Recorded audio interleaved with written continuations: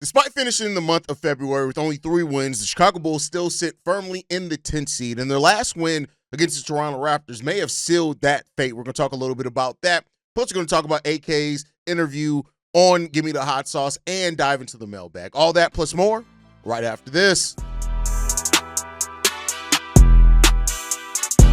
You are now tuned in to Chicago Bulls Central, your number one place for all Chicago Bulls news and content.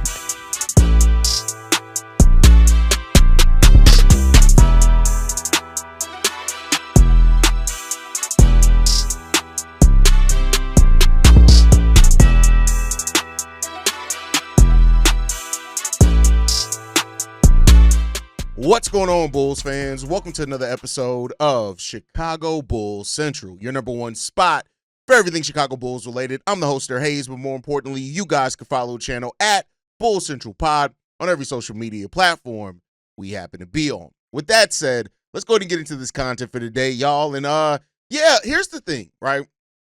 And very simple opening here, right? And I think everybody needs to realize this, both some Bulls fans and some not, whatever you want to look at it as, is that players do not tank, right?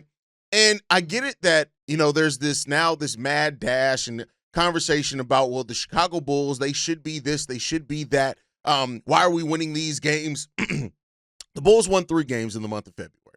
They had one of the longest losing streaks in the game of basketball, still stayed in the 10th seed. You know why that is? That is because teams like the Philadelphia 76ers, teams like the Brooklyn Nets that are right there below the Chicago Bulls are actively tanking, right? Those teams are not going to pass the Chicago Bulls. There was a period in time there in which I thought and looked at and was like, hey, if the Philadelphia 76ers ever really wake up, they could definitely push for that 10th seed. Now, I think with not even just because of them shutting down Joel Embiid, I see everybody making a big deal about that, like, oh my God, they shut down Joel Embiid. What does this mean for the Bulls' playoff chances? Joel Embiid was shut down without being shut down before officially making the decision to not bring him back this season. I'm just saying, right? It just is what it is there, right? He was out this whole season for a while since basically the season began, but speedy recovery for Joel Embiid. So that's not it's not that aspect of it, at least not for me. I'm not really focused or worried at this point about the Philadelphia 76ers are passing up the Bulls, but like the Bulls, it's not for lack of trying.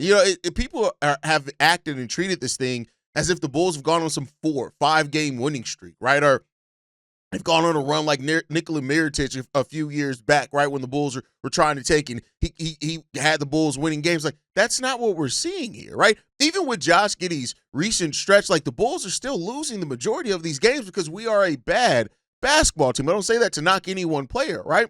And so, the Bulls can only do so much. There's only so much of it that's outside of their control. Now, I know my more knee-jerky tank fans are going to say, well, Hayes, that's why they should be losing every single game. Here's the thing. I don't want my players developing losing mindsets. And players don't tank. Organizations tank, right? Meaning that front offices put their players in a position where it's going to be difficult for them to win. Players are always out there trying to win basketball games, trying to get out there and get better, right? And that's why in yesterday's episode, right, where I said this has been some of the most fun basketball for the season, not because of the win-loss, right? If you only get your enjoyment out of watching basketball games, if your team wins, that's on you, right? But to seeing the process that these young players are going to, seeing them actually compete to be in some of these games, because that's the part that's going to be something that they can build off of, right? Is to go through that. Buzelis, a player he's motivated by himself more than anything in this world, right? He's self-motivated. Him going through this stretch of starting and his team failing and him guarding some of the better players in the league, that's going to be motivation for him this offseason. So those are things that I'm looking at. Those are things that I'm looking forward to. Those are things that I'm appreciative of over the course of this month of February, because this team has been fighting, right? It has been competing. And so, that is the growth aspect of it that I look at it and I say, all right, this is your opportunity, right? This is your chance to go out there, fight, compete, learn on the fly. And sometimes it's called growing pains for a reason. I always say this. Sometimes you have to fail to learn, right? And then that failure, you don't want to feel that again. So, we'll see what these players are made out of and what they do with that opportunity that's now in front of them. But seeing Modest and Josh Giddey and even Coby in the last game, especially in that fourth quarter performance that he gave, right? Seeing that's fun for me. seeing a team that would be out there and like you're and they're just not competing, they're not trying to fight hard. That's the part where it would be painstaking. That was the part at the beginning of the season where this team had no heart, when they were actually winning more games than what they won in the month of February. That was the part that hurt my heart, is to see a team that just had no fucking heart, right? So I get it. Everybody gets their own enjoyment out of the game of basketball. I'm not here to say everybody should enjoy the game in one way. No way am I saying that, right? But this is the part where this is the building part. And this is the part that we kind of avoided by going after and getting DeMar and Caruso and Lonzo Ball, right? And getting those guys, right? We avoided that. We've avoided that for years. We avoided that under Jim Boylan because he was just an idiot. So that was the more of the focus, is how much is this guy going to continue to fail upward somehow with the organization falling in love with him. And no, that's not just all of a sudden start some bunch of shots at Billy Bubblegum Donovan. Not going to do that here either. But, you know, where we are, and I get it, everybody wants that opportunity, and you know, losing more games garners more chances. But the Bulls won 3. They've won 3 games. 3 games in a month. Come on, y'all. Like, it really doesn't get much more than trying to strengthen your lottery odds at that than that, really, when it comes down to. The Bulls do have the 12th hardest schedule the rest of the way. Not that that really matters all that much, because, you know, even when the Bulls had an easy schedule, they were getting their asses kicked. So that's an aspect of this as well. But, you know, the Bulls are just going to have to, like, they're just going to go through what they're going to go through. At this point, it is what it is, right? And, you know, I've said it before, as far as Bulls fans arguing this and this and that and this and this. Like, the Bulls right now have the 8th worst record in the NBA.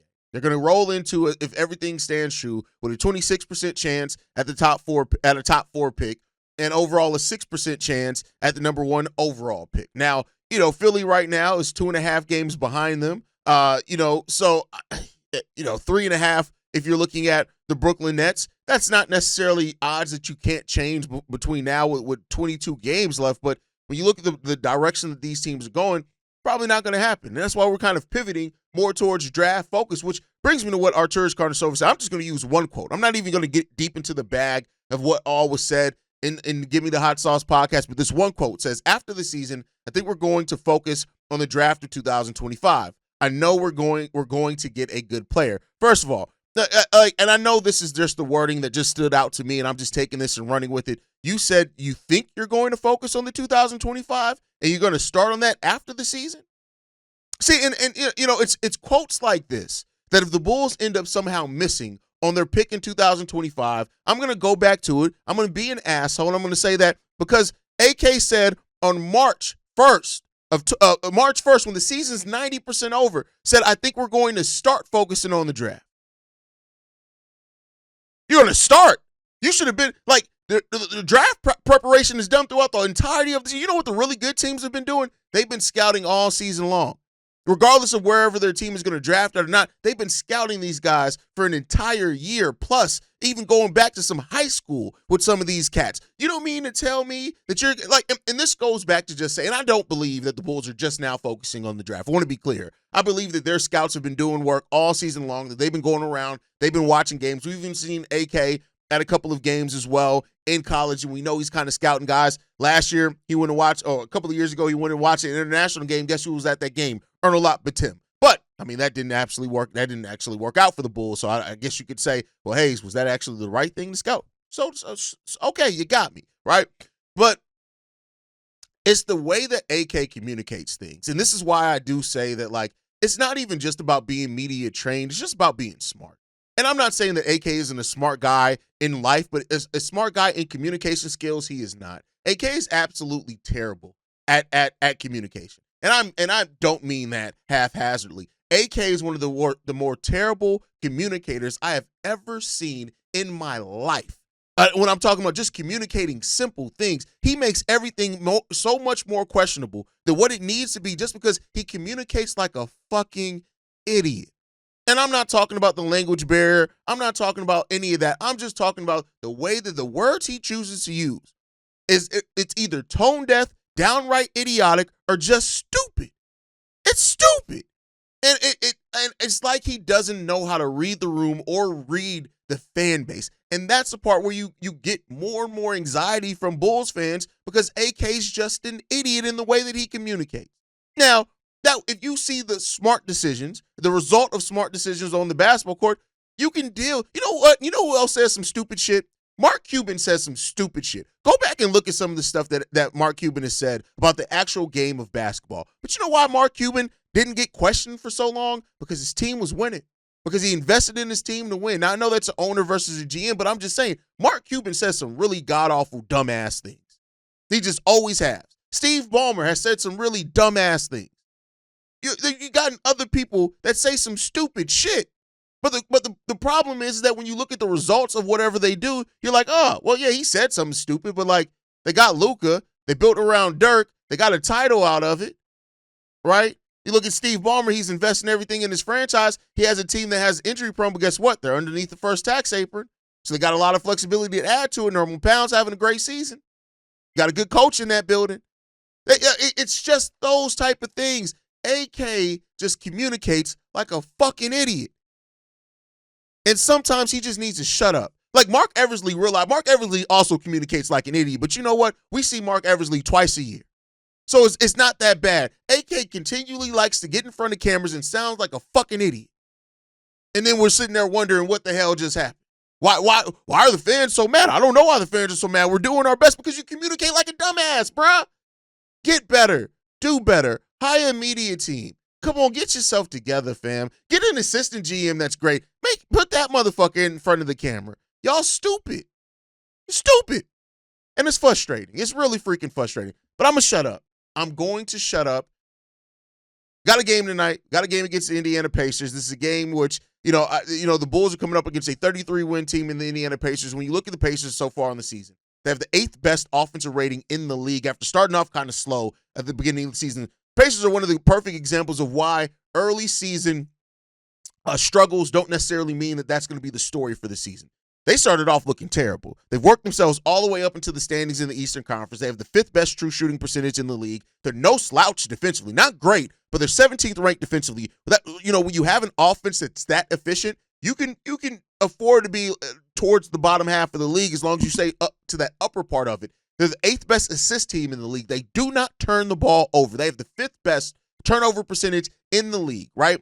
And so because of that, the place where you can attack them at is rebounding. They have the 28th rebounding percentage in the league. That means that this is a team, despite having players like Miles Turner, they're susceptible on those boards. The Bulls got to attack the boards today if they want to get a win. But you also got to watch out in how you pass the ball. They have the 10th best steal percentage in the league and 10th best block percentage in the league. They're going to try to attack the ball. Where they lack at with rebounding, they make up with steals, they make up with blocks, and they definitely sure make up with their offensive efficiency. The Bulls have to be on their P's and Q's today because the Indiana Pacers are coming to attack. Now, can the Bulls do that? We'll see. We've seen an uptick in defensive activity from the Bulls. Hasn't always worked out to a more efficient game, but the activity defensively has definitely been different for this Bulls team. So they're going to have to lock in today to get that done. Over the last 5 games, they have been the 5th best offensive team in the league as far as offensive rating, not points per game, and also the 15th best defense, and they've had the 2nd best true shooting and effective field goal shooting percentage. Again, this is an effective offensive team. So the Bulls' barrage of threes, it isn't going to work in this game. We're going to have to play with activity. We're going to have to play with focus. We're going to have to play connected as a team as well if you want a chance against this Indiana Pacers team. Now, am I expecting to win? No. Am I predicting a win? Well, I don't predict wins or losses on this channel. I just talk about the probability. So we'll see what the Bulls can do today, but this is going to be an exciting game. I'm back on duty. Pre-game, halftime, post-game shows, all live on the channel. We locked in. But, guys, thank you so much for that, man. Let's go ahead now. Let's get into these voicemails for today as it is Sunday. That means it is Mailbag Day. This first voicemail, this one's from TJ. Yo, what's up, hey? This is TJ, man. So I don't know if you've seen it or not, but I had seen the Stacey King, Gimmie the Hot Sauce podcast. They had brought on AK and stuff. And I wanted to hear what you thought about this part of it that I had really took note of. He was saying that he had basically like a development plan or a plan for Modest and for P. Will for the summer. If you was to make basically a workout regimen or a routine, skills routine for Modest or any of your favorite players on the team that you would like to stay, what would it be and who would those players be? All right, so I'm not going to get into like a bunch of players. I'm just going to focus on Modest Buzelis, right? You ask, what do I want to see as far as a workout plan? look, am I the type of person, do I look like I'm in the shape to give somebody a workout plan? But here's what I want to say. This is what I want to see from Modest. I want to see him working on the shooting, not only form, speeding up that release, right? Creating that separation a little bit more. I want to see him working on the shoot. We know that Modest can drive to the lane, right? And if he adds some weight to him, he's going to be able to bang down low to be able to get to the rim. I'm not worried about that. His in-between game, I think that maybe he can work on that a little bit more, is creating a little bit more separation, getting a consistent step back, but it all comes down to the shooting speed, the shooting release. Those are the two things that I really want to see Matas Buzelis work on this offseason, because I think with his ability to drive, with his ability to be a high flyer, his backdoor cuts, those type of things, the fact that he is always moving on the offensive side of the ball, if his shot can be more consistent than what it's been this year, that's going to open up huge things for Matas Buzelis. If you have to play Matas Buzelis not only for the three-point shot, but also for him to do a stop and step back and a jumper on you in the mid-range, that opens up every bit of it. Now, I don't need Modest to be a true three-level scorer. I just need him to be able to do enough of it. Shooting 43% from the field is not going to cut it for Modest Buzelis. Like, here's the thing. I still think he can be a very productive player shooting at that percentage, but I want it a little bit more, right? And then also the 34% from three. If he can work on that, I think those things, it opens up so much more for Modest Buzelis' game. And I just think that will just, it makes everything else easy for him. He has a dribble, and I think he has a better handle than what people have really gotten a chance to see this year, just because he doesn't have the ball in his hands a lot. But I think if he can work on those things, I think he'll be perfect. Well, not perfect. I don't mean like perfect as a perfect player, but I think that would be perfect for him. Of course, the defense. You want to see him become a better defender, but we've seen that already happen. If you look at him from the start of the season till now, you see his defensive anticipation's better. His understanding of where to have space rather than the crowd to defender is starting to get better. So I think those things are already trending in the right direction. I need that shot to be a little bit better because it opens up the other things he already does well. If you can speed up that release, have a quicker release as well, I think that can help him a lot. So that's I can get into that all. I can do a whole episode on what I want to see all these guys work on this all season, but I'm just going to focus that right now on Modest. TJ, thank you for the voicemail. Let's get into this next one, man. This one's from Edwin. Hey, Edwin again. It's been a while from Brooklyn. Watching the Bulls play the Raptors. I'm not enjoying the Coby minutes. I'm thinking Coby is probably a net negative at this point. I think personally that it's probably this off season we should probably just trade him. I'm not enjoying the Coby minutes as much as I used to. The defense of Coby is not, it's just not good enough. I can't see it getting better. In the beginning of the game, I'm watching the Bulls play the Raptors. In the beginning game, Alonzo was trying to direct Coby, and it didn't work, and they miscommunicated like 2 times in a row. It was a bit annoying with Coby. And it seems like he was not listening to what Alonzo was doing in terms of pushing him in the right direction. And everybody knows Alonzo knows defense. He knows offense too. He understands the motion of basketball. So the fact that he was kind of, not listening to Alonzo is crazy to me.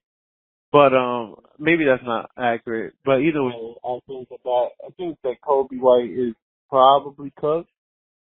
Also, Giddey. I think we shouldn't. Everyone's high on Giddey. I'm not, because it's the end of the year and no one's scouting Giddey. No one's scouting. I don't think that during the game, like playoff game, he's never gonna contribute to playoff basketball. So I think that he's playing for a contract, and he's playing good, and he earned the contract. I just don't think we should sign him. And if the Bulls sign him, it's never going to result in anything long-term playoff-wise. No one's scouting him. No one's actually giving a shit about Giddey. So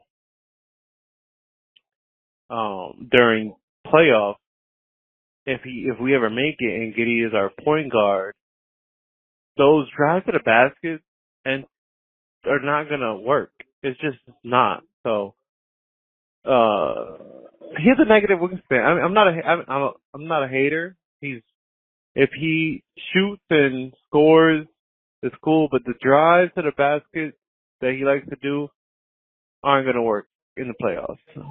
So I don't think he's worth $30 million. I don't think he's gonna be worth the contract that he's gonna get. Kobe's minutes.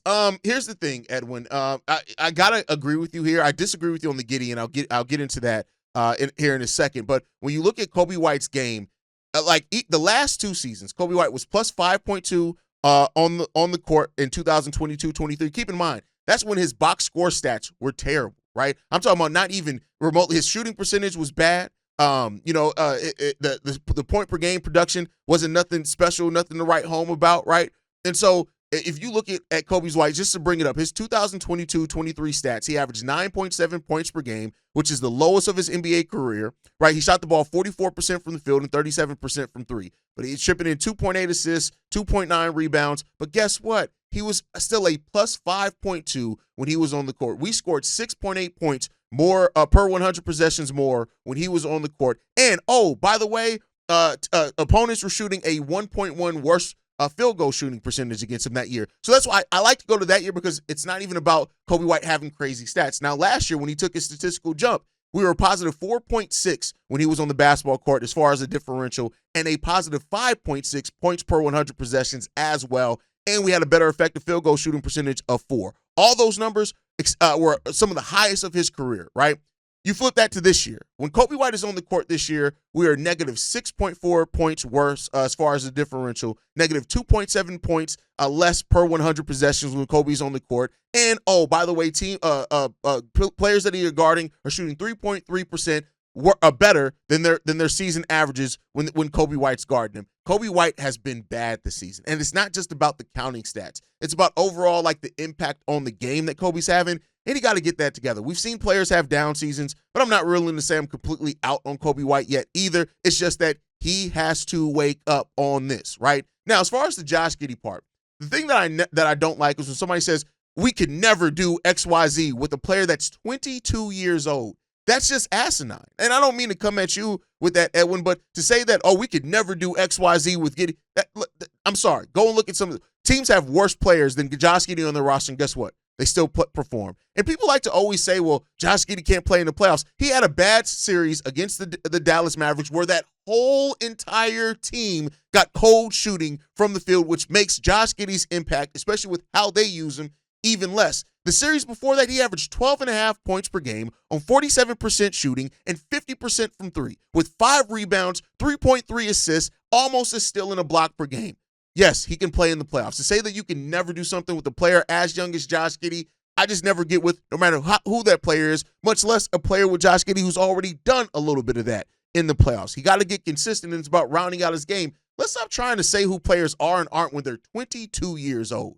Think about who you were at 22 and where you are now. Let's see what Josh Giddey can bring. We'll see. And like I said before, even in re-signing Josh Giddey, it comes down to, the Bulls aren't close to being a playoff team yet. So why do we look like saying what a player can and can't do in the playoffs when we're just trying to get there? Come on now. Let's get it together. All right, let's get into this next voicemail, man. This one's from my brother, Corn. What it don't do, King Drip, it's your brother, Corn, man. Let's get right into it, man. The three newbies. I am very, very highly impressed.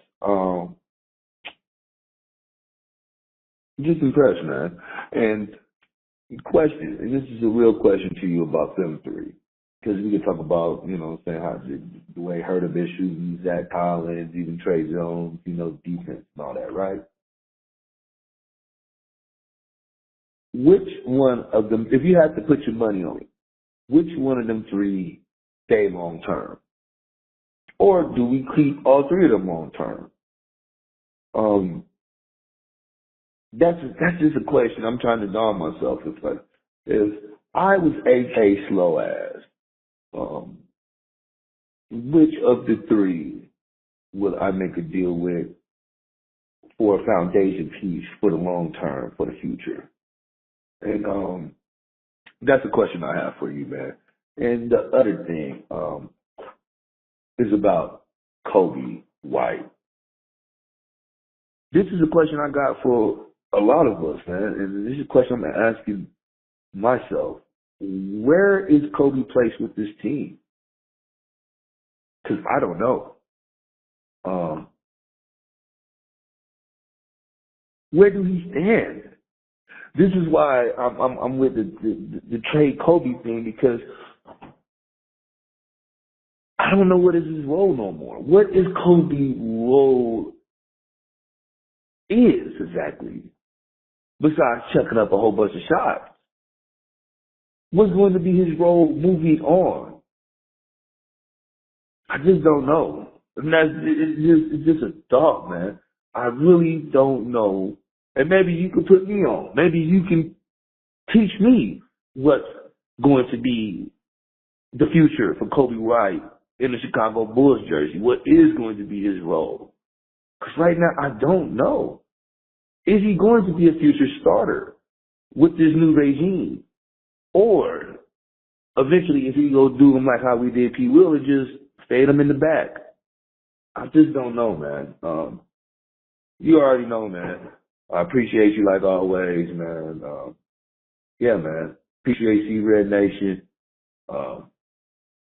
Just some thoughts, man. I know it's been a while since I left because I just, me, I like to observe and, not just call talking about bullshit. So, you already know. Love you, King. Blessings.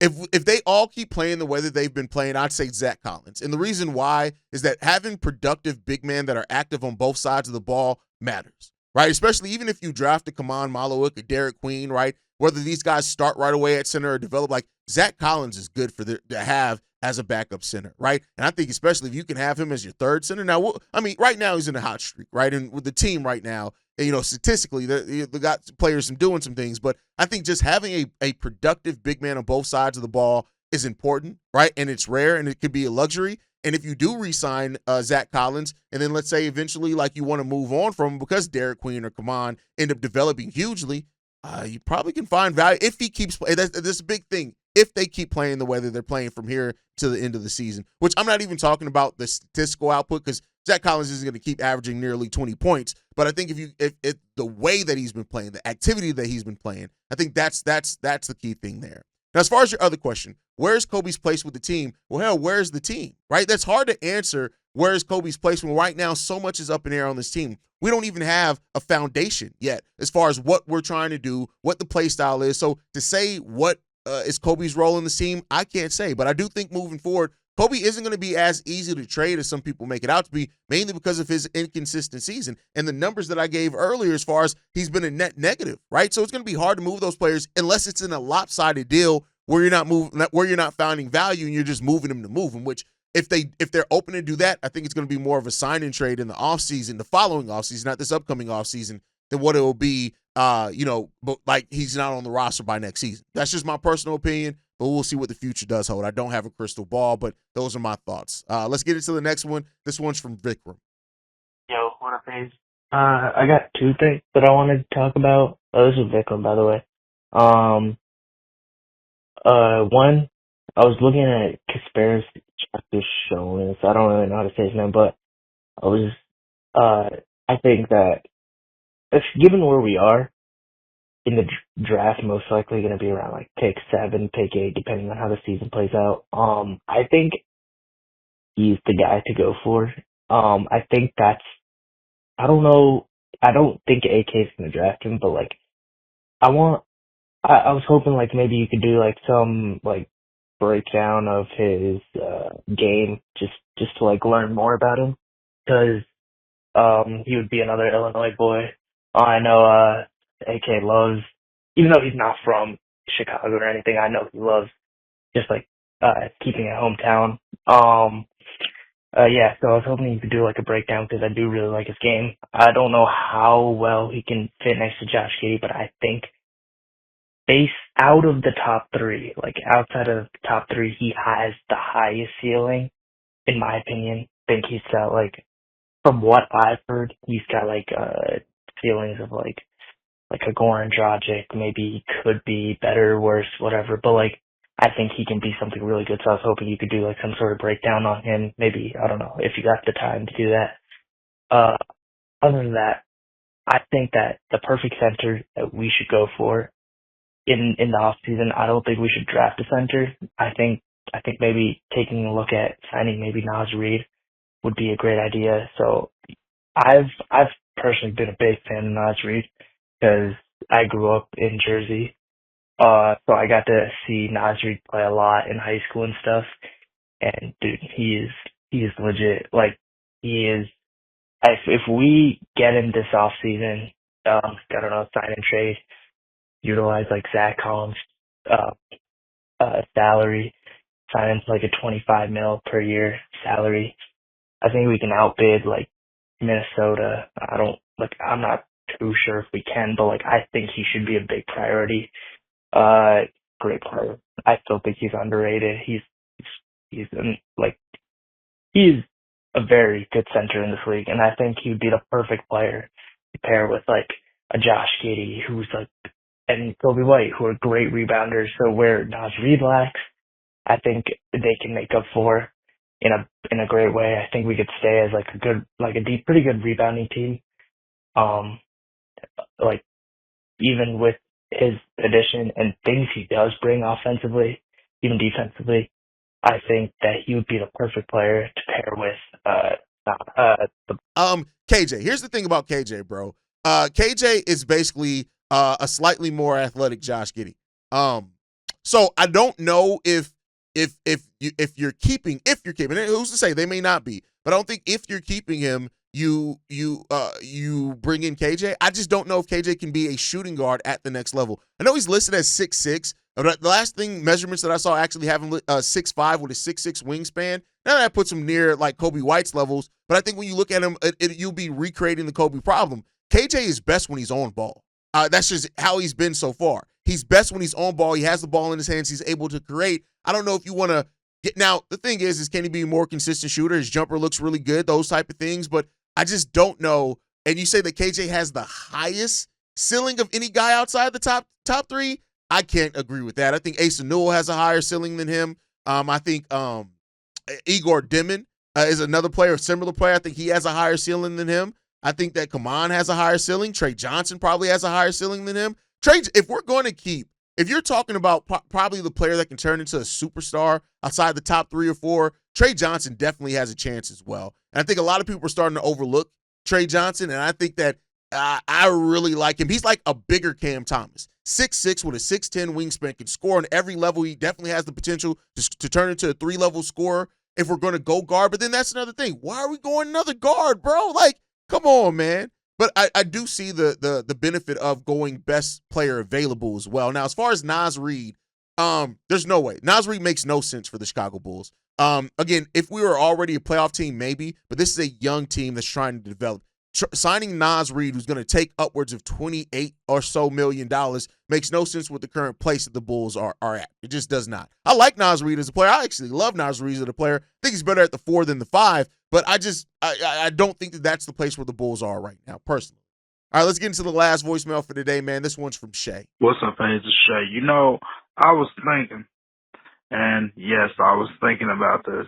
Maybe it's a good thing that this team is competing. Maybe it's a good thing if we do make the play-in because it teaches them how to win, and going into the off season, it will show them what they need to do in order to get better, to put themselves in a much better position to develop more. And what if we were to get a top pick like a Cooper Flags or like a Kevon Malowick or Ace Bailey or whoever? This team could be like the Baby Bulls was to Derrick Rose in his rookie year. Although, yeah, Derrick Rose was a superstar.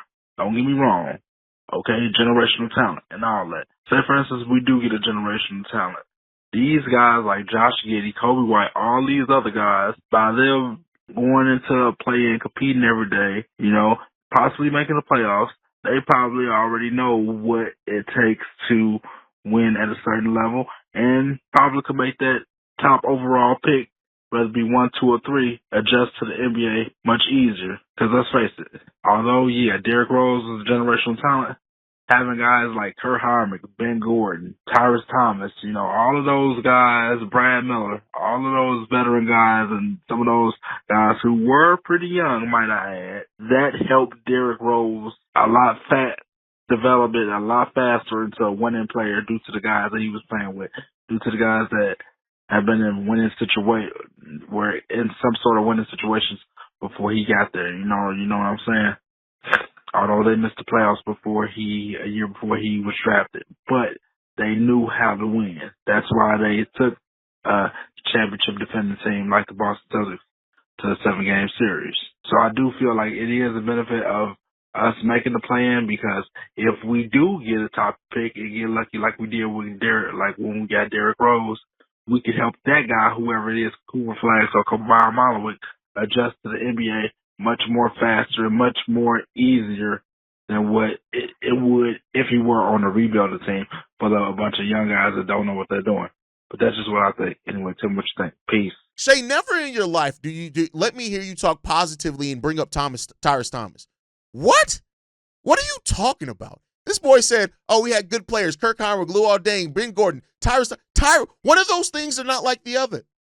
Now, as far as I'll say that, though, the players that you mentioned were good players, right? And you got to figure out how much of these players are actual good players. Yes, they went on playoff runs. Those teams weren't in the play-in, though. The play-in wasn't created, but they wouldn't have been in the play-in even if it was created. Those are teams that were fighting tough and competing in tough playoff series. So, yeah, they had a down year. They got Derrick Rose, and they came back. They won 49 games the year before the year they took the downturn. I think it was 46, maybe 46 wins. So, I don't really think that this team is comparable to that because we haven't been as competitive as that. But your overarching thing of it's better to compete than tank. Yes, you want your players going out there and trying to win games. You want them to go through the rigors of the things of trying to win games. If they don't have enough talent to win, great. But you don't want a team that's out there playing lethargic, not giving a damn, right? No, you want a team that's out there trying to compete. And that is where I think and where I started off the show, where you can get a lot of that good growth from that. So I agree with you there, Shay, despite the bring up of Tyrus Thomas. But all right, guys, that's my time for today. I'll see you guys later on today. Make sure you guys are following us at Bulls Central Pod. You can send us any feedback, questions, comments, concerns. bullscentralpod@gmail.com. Lastly, if you want to leave a text message and our voicemail for the mailbag, the number to do so, 773-270-2799. We're the number one spot for everything Chicago Bulls related, but that's thanks to you lovely and beautiful people. And like I like to end every episode on, go Bulls. Love you guys. See you right again, y'all. Peace. This has been a presentation of the Break Media.